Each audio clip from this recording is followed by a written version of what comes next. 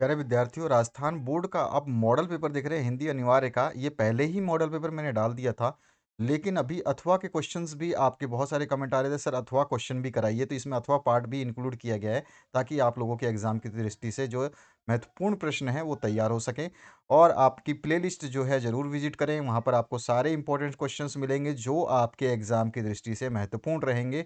और वादा करता हूँ, अगर आप इस चैनल से पढ़ते हैं तो आपको कोई भी तकलीफ नहीं होगी, और आपके एग्जाम में जो है अच्छे मार्क्स आपको देखने को मिलेंगे। तो यहाँ पर जो ये पैसेज है हिंदी राम काव्य वाला, इसको पढ़ने के बाद में आपको जो है इसके आंसर्स देने थे, और ये पूरा का पूरा जो पीडीएफ है आंसर के साथ में आपको मिल सकता है। और इसका जो बिना आंसर वाला पीडीएफ है वो भी मिलेगा, वो भी आपको डिस्क्रिप्शन बॉक्स में मिलेगा। पीडीएफ का पासवर्ड इसी वीडियो के दौरान बताया जाएगा, तो वीडियो को बिल्कुल भी स्किप ना करें, अन्यथा पासवर्ड आपसे छूट जाएगा। और पासवर्ड मैं लिख करके नहीं बल्कि बोल के बताऊँगा, तो आपको वीडियो को सुनना होगा ध्यान से। तो यहाँ पहला क्वेश्चन जो है स्टार्ट करते हैं। यहाँ पूछा गया उपयुक्त गद्यांश का उचित शीर्षक जो है राम काव्य हो जाएगा। इसके बाद में नेक्स्ट जो क्वेश्चन है इसमें पूछा गया है निम्न में से किस काव्य की अभी तक कोई प्रतिलिपि प्राप्त नहीं हुई, तो रामचरितमानस है या रामचरित रामायण सॉरी।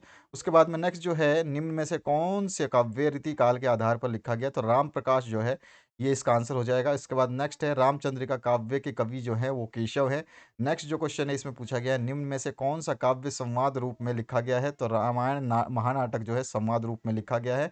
90% अंकों की प्राप्ति के लिए डिस्क्रिप्शन बॉक्स में अपनी प्लेलिस्ट को जरूर विजिट करें, वहाँ पे मोस्ट इंपॉर्टेंट क्वेश्चंस की सीरीज जो है डाली गई है। अगर आप एग्जाम की दृष्टि से अपने आप को तैयार करना चाहते हैं तो कोई आपको नहीं रोक सकता है, यदि आप प्लेलिस्ट को विजिट करते हैं। ध्यान रखना है, आपको बहुत इंपॉर्टेंट चीज़ें बताता हूँ मैं वीडियो के दौरान। और निम्न में से राम भक्ति के कवि नहीं है, तो सूरदास जो है वो नहीं है, ठीक है।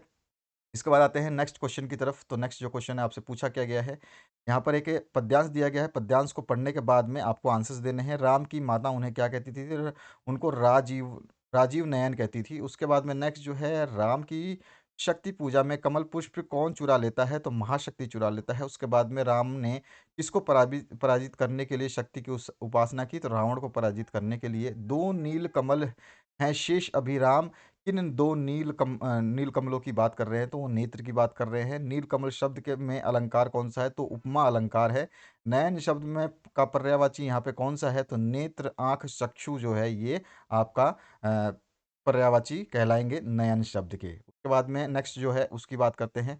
तो नेक्स्ट क्वेश्चन है आपका फिलिप्स का। तो पहली है जिस भाषा को बालक अपनी माँ तथा परिवार द्वारा सीखता है उसे मातृभाषा कहते हैं। हिंदी खालिस्तान लिपि में यानी देवनागरी लिपि में लिखी जाती है।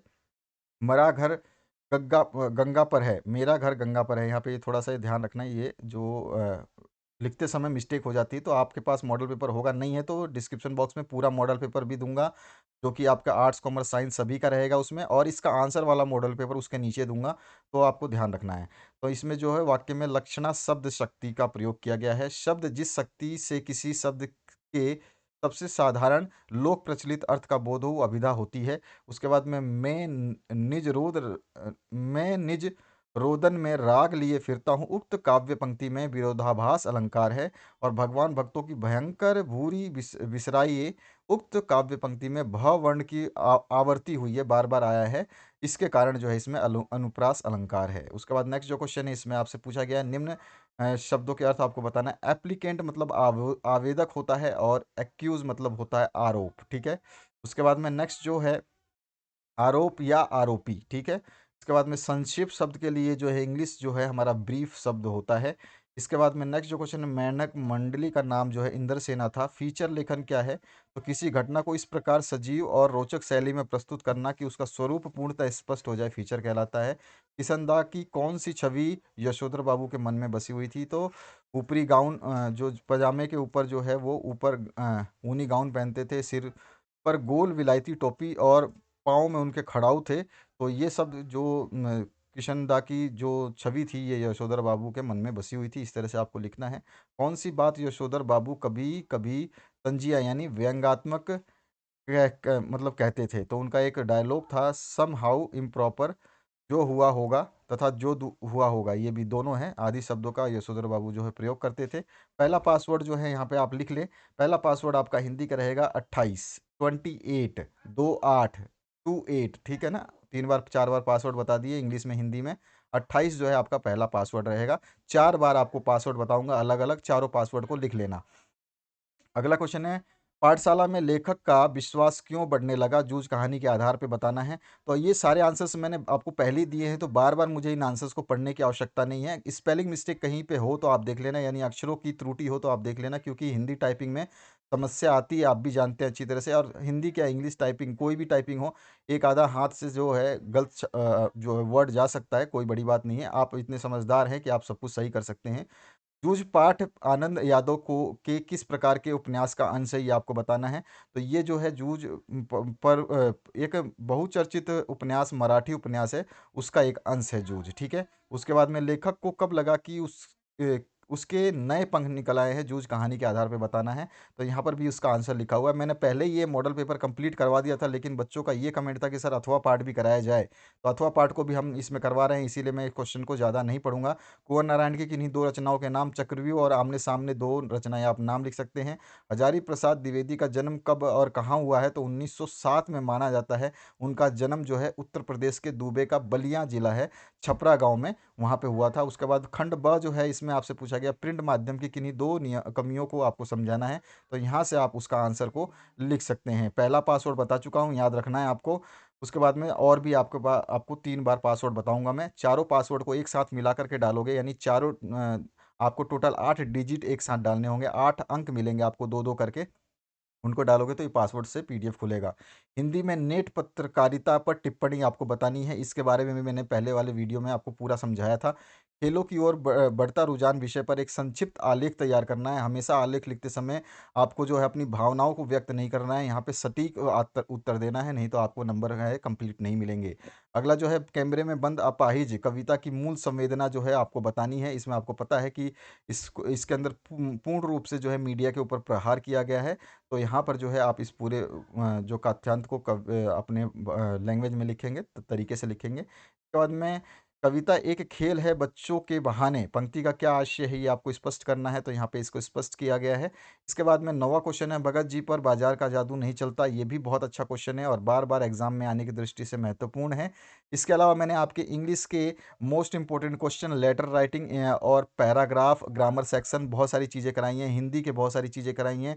प्लेलिस्ट में सब कुछ मिलेगा, और जो चीज़ें कराई जा रही हैं उनको बस पढ़ते रहिए, समय आपके पास बहुत है। क्योंकि अभी आपका जो 3 तारीख से एग्ज़ाम होने वाला था, उसकी टाइम बढ़ा दी गई है। उसके लिए मैंने पहले ही वीडियो बना दिया था।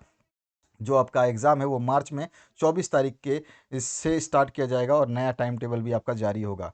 यहाँ पे भक्तिन का दुर्भाग्य भी उससे कम हठी नहीं था, ये कैसे, ये अभी आपको बताना है। तो आपको अच्छी तरह से पता है उसके साथ बहुत बुरा हुआ है, तो इसमें आप इसको कर सकते हो। इसके बाद में 11 नंबर जो क्वेश्चन है, इसमें पूछा कि यशोधर बाबू को घर जल्दी लौटना पसंद नहीं था, उसका कारण आपको स्पष्ट करना है। ये भी क्वेश्चन मैंने आपको पहले ही करा दिया है। उसके बाद में 12वां क्वेश्चन है, यदि आप दत्ताजी राव के स्थान पर होते तो लेखक की मदद कैसे करते? ये भी क्वेश्चन मैंने आपको बहुत अच्छी तरीके से कराया है। दोनों मॉडल पेपर आप देख सकते हैं, जो भी आपको अच्छा लगे आप इसमें देखेंगे, तो इसमें आपको अथवा पाठ भी मिलेगा। भूलना दंड सही, फिर भी पुरस्कार मानकर ही ग्रहण करना चाहिए, सहर्ष स्वीकारा है कविता के आधार पर, उक्त कथन की जो है समीक्षा आपको करनी है। तो इस तरह से आप इस कथन की समीक्षा करेंगे। यहाँ पे देखिए आपके सामने लिखा हुआ है, एक एक पॉइंट लिखा हुआ है। आप इन पॉइंटों को जो है आसानी से तैयार कर सकते हैं, ठीक है। तो यहाँ पर जो है ये पूरा का पूरा आपको तैयार कर लेना है। इसके बाद जो नेक्स्ट क्वेश्चन है उसकी बात करते हैं। तो नेक्स्ट क्वेश्चन जो है आपका इसका अथवा पाठ में आपसे पूछा गया है, फिरा गोरखपुरी की रुबाइयाँ की भाषा एवं प्रसंग सूरदास के वात्सल्य वर्णन की सादगी की याद दिलाता है, उदाहरण सहित आपको बताना है। तो यहाँ पर जो है आपको बताना है, ये क्वेश्चन में मिस्टेक भी हो सकता है, एक बार जरूर चेक कर लेना। तो यहाँ पर जो है इसका सॉल्यूशन आपके सामने ये कंप्लीट है, ये पूरा सॉल्यूशन आपको लिख लेना है। तो यहाँ पर आपका सॉल्यूशन हो गया। नेक्स्ट क्वेश्चन की बात करते हैं, लाहौर अभी तक उनका वतन है, इस तरह से ये वाक्य दिया है और इसको स्पष्ट करना है तर्क सहित। तो यहाँ पर इसको स्पष्ट किया गया है, इसके आंसर को आप यहाँ से नोट करेंगे। अगला जो क्वेश्चन है उसकी बात करते हैं। इसका अथवा पाठ में है कि शिरीष की तुलना गांधी जी से करते हुए स्पष्ट कीजिए कि शिरीष को अवधूत क्यों माना गया है, ये आपको बताना है। तो यहाँ पर जो है हमने इसकी तुलना करी है और समझाया भी है। इसको पूरे वाक्य को आप इसी तरह से, इसी प्रकार से याद कर लेंगे, तो आपका जो आंसर है वो कंप्लीट माना जाएगा। तो यहाँ पर जो है पूरा का पूरा आंसर आपके सामने, इस क्वेश्चन को इस तरह से आप याद करेंगे। अगला जो क्वेश्चन है उसकी बात करते हैं। तो अगला क्वेश्चन है, सिल्वर बेडिंग पीढ़ी के वैचारिक अंतराल की कहानी है, उदाहरण सहित आपको ये स्पष्ट करना है। तो सिल्वर बेडिंग के बारे में आपने खूब पढ़ा है और काफ़ी इम्पोर्टेंट रहा है और बहुत मज़ेदार है ये पूरा का पूरा जो चैप्टर, इसको भी आपने पढ़ा होगा तो आपको मज़ा आया होगा। तो ये आप यहाँ से आंसर इसका लिख सकते हैं। अगला पासवर्ड ज़रूर नोट करें, आपका हिंदी का जो अगला पासवर्ड है वो 49 है, 49, ठीक है? 49 49 या हिंदी में बोले 49, ठीक है? 49 के बाद अथवा जो क्वेश्चन है इसमें, एक गुरु किस प्रकार एक विद्यार्थी के जीवन को नई दिशा दे सकता है, जूझ पाठ के आधार पर उदाहरण सहित आपको स्पष्ट करना है। तो यहाँ पे आनंद यादव का जो है हम एग्जाम्पल देते हुए इसको स्पष्ट करेंगे, और यहाँ पर जो है इसके बाकी एक लाइन जो बची हुई है वो इधर लिखी हुई है। इसके बाद में नेक्स्ट जो क्वेश्चन है उसकी बात करते हैं। शमशेर बहादुर सिंह का कवि परिचय आपको लिखना है। तो यहाँ पर उनके बारे में पूर्ण रूप से समझाया गया है, यहाँ पे आप देख सकते हैं। हर पार्ट को करा गया है ताकि आप लोगों को कोई भी तकलीफ ना हो, आपको जितना हो सके स्टडी मटेरियल हम कंप्लीट पहुँचाएँगे। महादेवी वर्मा का महादेवी वर्मा का जो है परिचय आपको देना है, तो उनका बता देना है, जन्म स्थान वगैरह सब। उसके बाद में उनका साहित्यिक परिचय दे देना है, तो इस तरह से दे देंगे। उनकी प्रमुख कृतियाँ क्या-क्या है वो भी हम बताएँगे, तो प्रमुख कृतियाँ जो है यहाँ पर हम लिख सकते हैं, ठीक है? इस तरह से। तो ये हमारा सॉल्यूशन हो गया। इसके बाद में खंड द जो है इसमें आपके पास स सप्रसंग व्याख्या करनी है। यहाँ पर मैं निज रोद रदन राग लिए फिरता हूँ। ये वाला जो है आपका बहुत इंपॉर्टेंट है, इसका अथवा है वो भी है, तो दोनों करेंगे। यहाँ पर सबसे पहले वाला जो है आपका ये दिया गया है, इसका संदर्भ आपको जो है ये आपका हरिवंश राय बच्चन की रचना आत्म परिचय से लिया गया है, फिर इसकी व्याख्या कर देनी है आपको। तो इस तरह से आप इसको करेंगे। इसके बाद में जो है इसका अथवा पाठ, उसका भी संदर्भ सहित प्रसंग लिखेंगे, जो कि पतंग से लिया गया है, आपको पता ही है अच्छी तरह से। और आलोक धनवा जो है इसके कवि हैं, और उसके बाद में इसकी व्याख्या जो है आपको कर देनी है। इसके बाद में नेक्स्ट जो प्रश्न है उसकी बात करते हैं। उस प्रश्न पे पहुंच गए हैं 18 नंबर में। निम्नलिखित गद्यांश की सप्रसंग व्याख्या करनी है। तो गद्यांश नंबर 1 आपको ये दिया गया है, और इसके अथवा पाठ में एक गद्यांश यहाँ पे दे रखा है। इन दोनों गद्यांश में से किसी का भी आपको करना है, और हम दोनों का आंसर आपको बताएंगे। यहाँ पर जो है पहला आपका आरोह भाग 2 में संकलित पाठ काले मेघ पानी दे से लिया गया है, और धर्मवीर भारती जो है इसके रचनाकार हैं। और यहाँ पर जो है इसकी व्याख्या को आप देख सकते हैं आसानी से, पूर्ण रूप से व्याख्या जो है आपको मिलेगी यहाँ पे देखने को। तो इस तरह से आपको इसकी व्याख्या करनी है, पैराग्राफ वाइज। पैराग्राफ बना के लिखना जो है एग्जामिनर को मजबूर कर देता है कि उसको आप जो है क्या दे, पूरे नंबर दे। तो पैराग्राफ जरूर चेंज करें कुछ लिखने के बाद में। और अगला जो पासवर्ड है उसको नोट कर लें, अथवा आ चुका है। अथवा में है आपका संदर्भ सहित जो हमें इसका दूसरे वाले का भाग देना था आंसर, ये वाला इसका हमें देना है आंसर। तो यहाँ पर जो अथवा वाले पार्ट है इसका आंसर दे रहे हैं हम। तो ये भी आपके आरोह 2 से पहलवान की ढोलक से लिया गया और फंडीश्वर नाथ रेणु जो है इसके रचनाकार हैं। तो यहाँ पर प्रसंग लिखा गया है, और उसके बाद में यहाँ पे व्याख्या जो है कंप्लीट दी गई है। आप इस तरह से ही व्याख्या लिखेंगे ताकि आपके नंबर ना कटे। अगला पासवर्ड ज़रूर नोट करें, 62 है, यानी कि 62 है, यानी कि 62 है, यानी कि 62, यानी कि 62 है, ठीक है? तो ये पासवर्ड है आपका, हिंदी इंग्लिश में सभी लैंग्वेज में बता रहा हूँ ताकि किसी बच्चे को कन्फ्यूज़न ना हो। तो यहाँ पे 62 जो है नेक्स्ट पासवर्ड है। इसके बाद में अंतिम पासवर्ड भी हम डिस्कस करेंगे।